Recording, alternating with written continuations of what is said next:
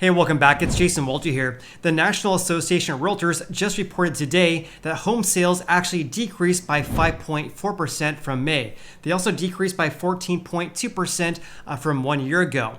However, we have all-time record highs for home prices right now, according to the National Association of Realtors' latest report here. So with that said, let's go ahead and dive right into the video. I'm going to share this update for you guys so you guys can make a more informed decision about where you should be buying or selling a house right now. So with that said, let's go ahead and dive right in. Again, this was published today at the time of this video, which is July 20th. I can't believe we're almost through July already. Pretty crazy. Anyways, like I said, home sales decrease and the median sold price reached a new all-time high. And it says here, existing home sales dropped for the 5th consecutive month in June. And year-over-year home sales sank in all 4 major regions in the U.S. So total existing home sales, that includes single-family houses, townhomes, condos, and co-ops. That again dipped 5.4% from May to a seasonally adjusted annualized rate at 5.12 million in June. And again, year over year, home sales fell 14.2%. So here's a really good graphic to share with you guys regarding existing home sales according to the National Association of Realtors on Uncle Fred's website here. These are seasonally adjusted annualized rate. So as you guys can see here, ever since basically February, home sales have been decreasing every single month. So now we have approximately 5.1 million home sales. That's a seasonally adjusted annualized rate. And back in January, the annualized rate was 6.5 million home sales. And this is a pretty big difference between now compared to January of this year, because this is a decrease of approximately 1.4 million houses compared to January 2022. What's pretty remarkable regarding this is that even though we have a decrease in home sales ever since February of this year, housing inventory has been increasing greatly, and more on that here in just a little bit. And according to their chief economist, Lawrence Yun, he had this to say: falling housing affordability continues to take a toll on potential homebuyers. Both mortgage rates and home prices have risen too sharply in a short span of time. Now, I talk about this on the channel all the time. Basically, mortgage rates doubled ever since August of last year. And of course, home prices have been increasing to new all-time record highs. And therefore, because of this, we have a housing affordability crisis in the US right now. And speaking of housing inventory, total housing inventory actually increased to 1.26 million units. That's an increase of 9.6% from May and a 2.4% rise from the previous year. And I always mention this as well, but it's worth mentioning again that they include pending home sales plus active listings in their total housing inventory numbers here. So inventory at 1.26 million units is also more overstated than looking at trends on Redfin or Realtor.com, for example, because those websites do not use pending home sales in their total housing inventory numbers here. Therefore, because the National Association of Realtors includes pending home sales in their total housing inventory numbers, that's why this number is so inflated. And meanwhile, unsold inventory sits at a current 3-month housing supply right now at the current sales pace. This is actually up from 2.6 months in May and only up from 2.5 months from 1 year ago. So speaking of housing inventory, let's have a look at Uncle Fred's website here. Here's the month supply of existing home sales according to the National Association of Realtors. Again, we're at a 3-month supply right now. The highest in at least the last 12 months, as you guys can see here. And ever since January, we have been seeing an increase of housing inventory. So basically for 1, 2, 3, 4, 5 consecutive months, housing inventory has been increasing. On top of that, have a look at this, because back in January, I believe this is all-time record lows for housing supply, 1.6 months. I've been saying that historically speaking, in the range of 4 to 6 months is a balanced housing market, and anything over 6 months is basically a buyer's market. In other words, buyers have the advantage over home sellers.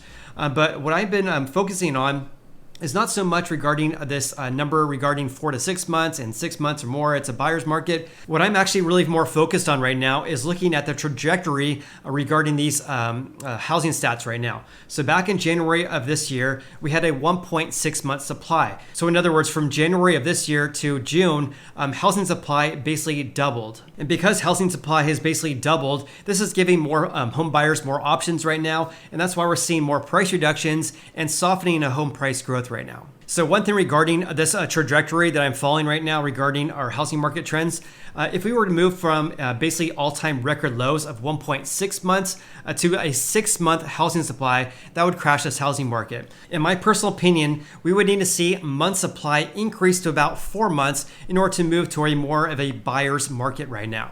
Okay, changing gears slightly, let's talk about home prices in the US right now. So the median sold price in June for all housing types was $416,000, and this is a new record high.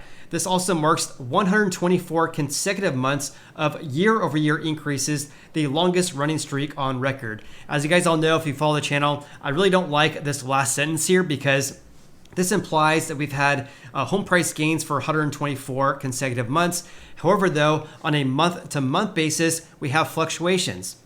Home prices have not increased for 124 consecutive months on a month-to-month basis. However, they have increased on a year-over-year basis. In any case, let me know what you guys think about that. But let's have a look at the latest trends on Uncle Fred's website for home prices.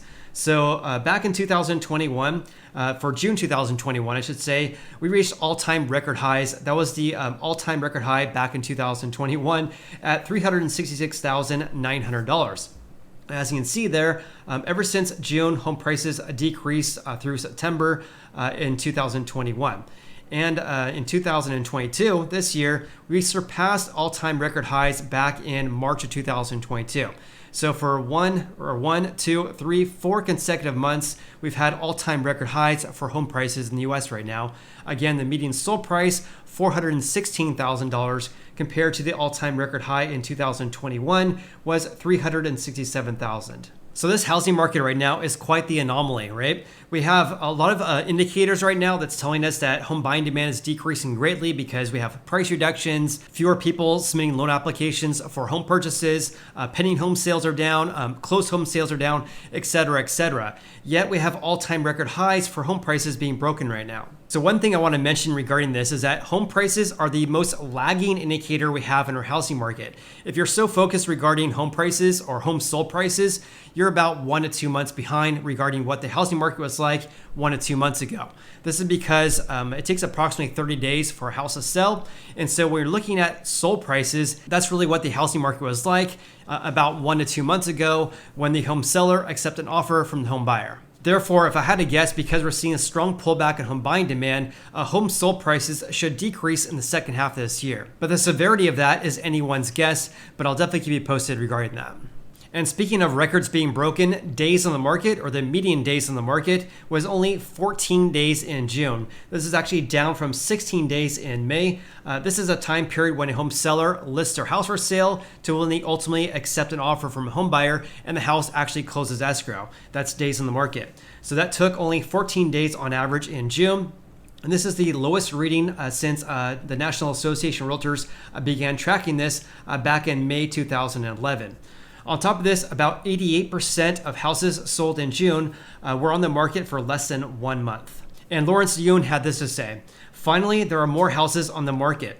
Interestingly, though, the record low pace of days on the market implies a fuzzier picture on home prices. Homes priced right are selling very quickly, but homes priced too high are deterring prospective buyers." And that, of course, is why we're seeing basically 2-year highs for the share of price reductions right now. Right now, according to altosresearch.com, approximately 33% of houses being listed for sale have had price reductions.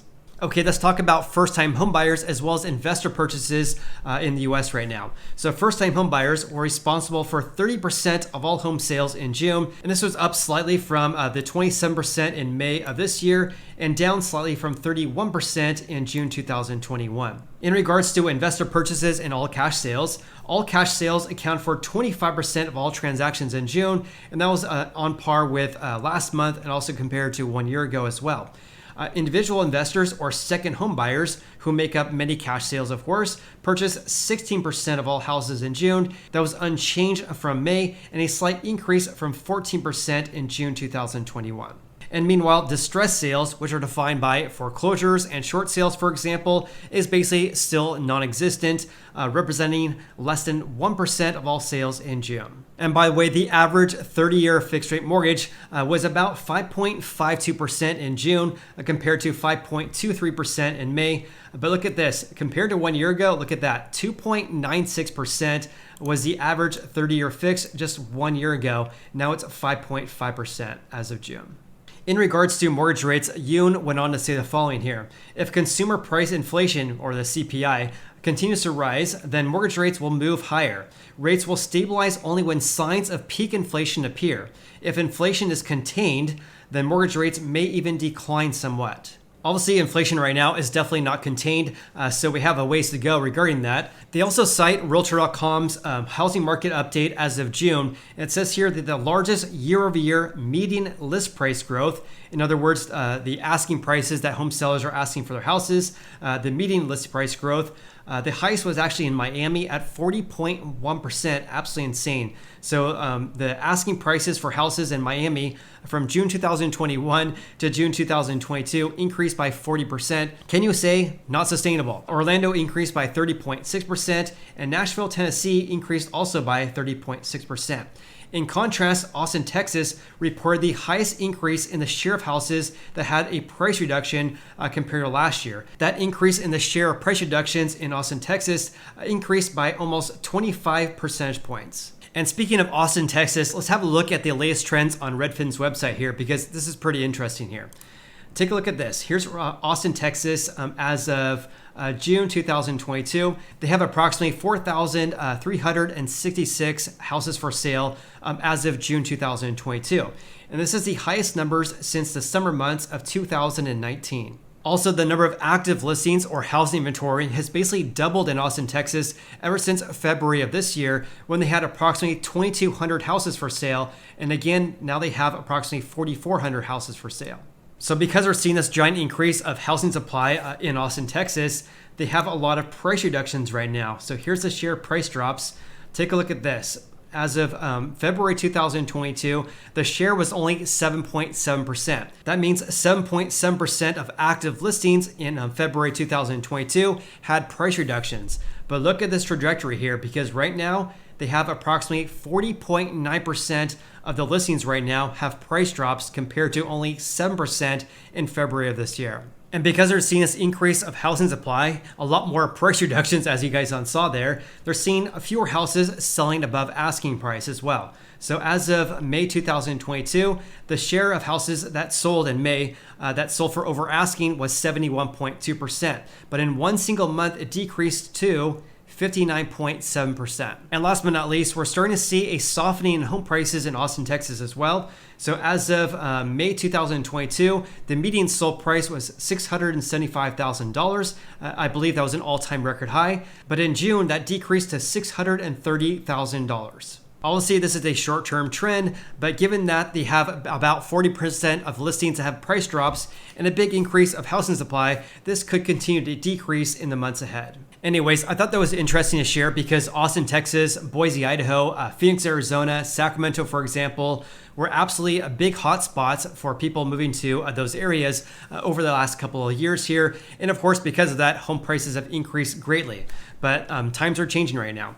Anyways, let's go back to this report from the National Association of Realtors here. The median existing condo prices, here's the condos. Condos were at $354,900 in June. Again, that's the median sold price for condos in the US. This is an annual increase of 11.5%. Also, as I always mention, every housing market's different, right? So let's have a look at how each of the regions fared across the United States, because of course there's some pretty big differences here. So in the Northeast, the median sold price was basically just over $453,000. That's a 10.1% increase from 1 year ago. In the Midwest, the median sold price was $306,900, very close to the Northeast, increasing by 10.2%. In the South, the median home price there rose to $375,000. Look at that, a 16.8% increase from 1 year ago. And for the 10th consecutive month, the South recorded the highest pace of price appreciation in comparison to the other three regions. A big difference, 16.8 compared to 10% in these other two regions here. In the West, the median sold price increased to $624,000, an increase of 9.6% from June 2021. So comment below with your biggest takeaways from today's video. Also, if you guys got any value out of today's video whatsoever, then please hit the like button. I greatly appreciate that. Hope you guys have an awesome day. Look forward to seeing you on the next video.